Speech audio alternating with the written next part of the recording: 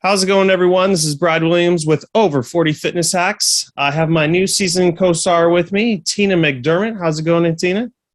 Fantastic, fantastic, Brad. How are you? Good. Thanks for being on the show. Thank you.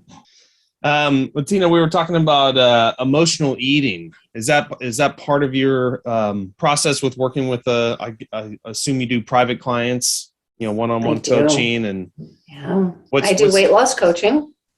I'm sorry, repeat your question. Oh, I was going to say, well, how is emotional eating built into the program? How important is that? What are you seeing with your clients out there?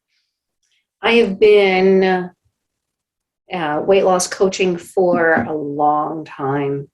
And one of the biggest things that I am faced with my clients, or my clients are faced with, is this emotional eating.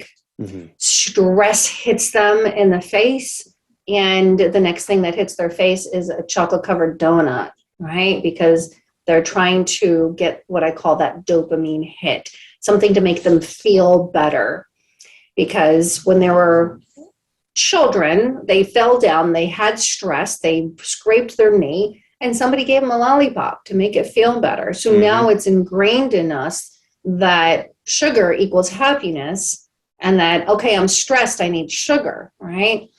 So I help people break free from all of that using many different techniques, the emotional freedom techniques. I use the peace process, a lot of things. And we don't have to go back into the childhood. We just need to find out, what is it that's stressing you? Because it's not the fact that you're eating food. It's the fact that you are stressed, or whatever it is that is not right, that you're trying to cover up with food.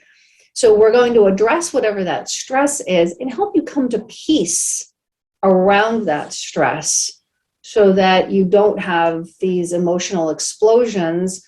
I just came up with that one. Yeah. Of wanting to shove everything into your mouth to make you feel good, to elicit the dopamine, the serotonin, to make you feel good for just the moment, that comfort food feel. So let's address what the issue is. And sometimes it's as simple as having a conversation with your loved one or one of your loved ones. Mm-hmm.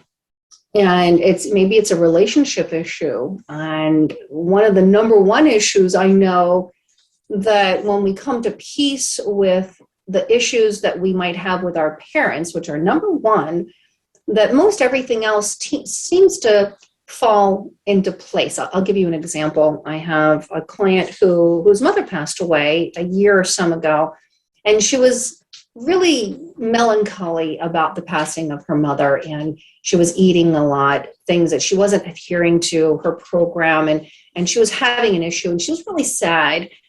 And we had a little conversation around it, and I did what I call my process. It's called the peace process.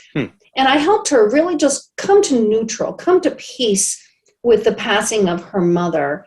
And she had such a heartfelt connection with her mother that now she knows how to just settle in and connect with her mother and be at peace with it and be okay with it. And from that day forward, her health started to improve. Her energy went through the ceiling.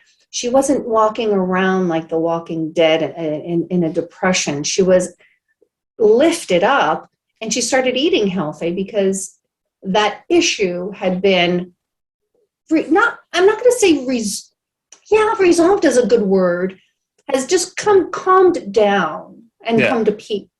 Yeah. So that's just an example.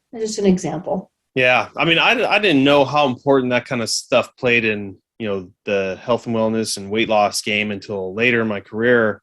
And God, just seeing, examples of mine would be, someone's, problems at home or even at work.